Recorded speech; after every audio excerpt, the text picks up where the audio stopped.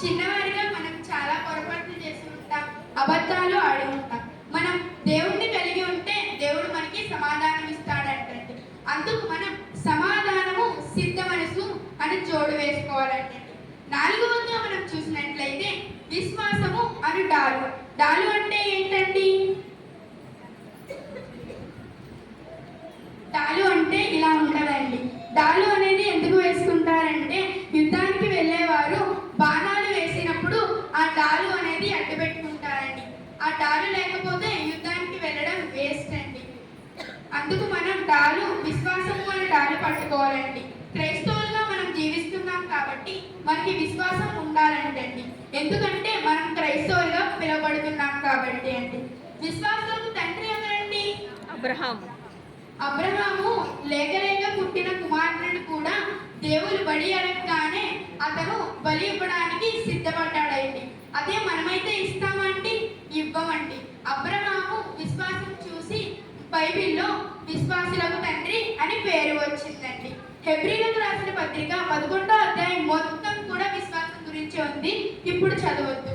యేసు వైపు చూసి మన పందెంలో ఓపికతో పరిగెత్తినట్లయితే మనకి విశ్వాసం అనేది వస్తుందంటండి. ఎలాంటి విశ్వాసం మనకి కలిగి ఉండాలండి?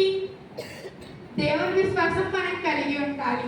పందెంలో మనం ఓపికతో పరిగెట్టాలంటండి.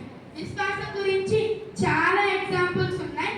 నేను ఒక ఎగ్జాంపుల్ తీసుకున్నాను. శతాధిపతి అనే ఒక వ్యక్తి ఉన్నాడండి. శతాధిపతి అంటే రాజు టైపు అలా. శతాధిపతి దాసునకు బాగోలేదండి. అప్పుడు శతాధిపతి యేసు దగ్గరికి వెళ్ళినప్పుడు యేసు అంటాడు, నేను మీ ఇంటికి రానా అని అడుగుతాడు. అప్పుడు శతాధిపతి అంటాడు, మీరు మా ఇంటికి వచ్చే అర్హత నాకు లేదు దేవా, మీరు మాట మాత్రం సెలవివ్వండి, నా దాసునకు నయమవుతుంది అని చెప్తాడండి. అప్పుడు యేసు అంటాడు, నేను విశ్వాసులు కూడా చూడలేదు ఇంత విశ్వాసాన్ని అని అంటాడండి. మనం అందుకు నీతి విశ్వాసమును డాలు పట్టుకోవాలండి. హెబ్రీలకు రాసిన పత్రిక 6వ అధ్యాయం 16 చూసినట్లయితే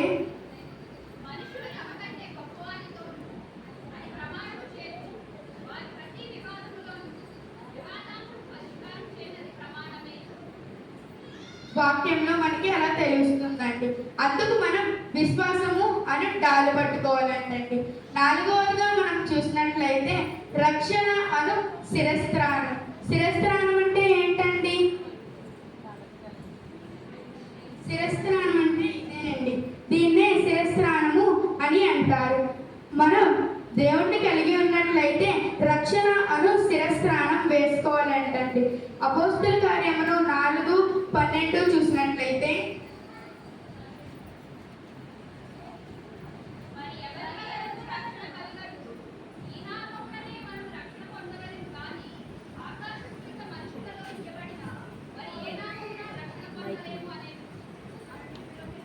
దేవుని యొక్క వాక్యమే రక్షణ అంటండి.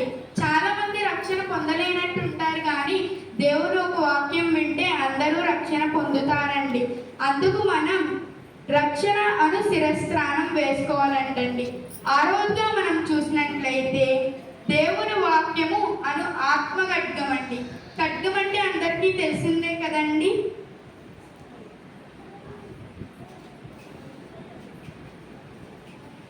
దీన్నే ఆత్మ ఖడ్గము అని అంటారండి. యుద్ధానికి వెళ్ళేవారు ఖడ్గం పట్టుకోవడం చాలా ఇంపార్టెంట్ అండి. రైట్ హ్యాండ్తో ఖడ్గం, లెఫ్ట్ హ్యాండ్తో డాలు పట్టుకుంటారంటండి. మనం దేవుడు వాక్యము అను ఆత్మ ఖడ్గం వేసుకోవాలండి. హెబ్రీలకు రాసిన పత్రిక 4:12 చూసినట్లయితే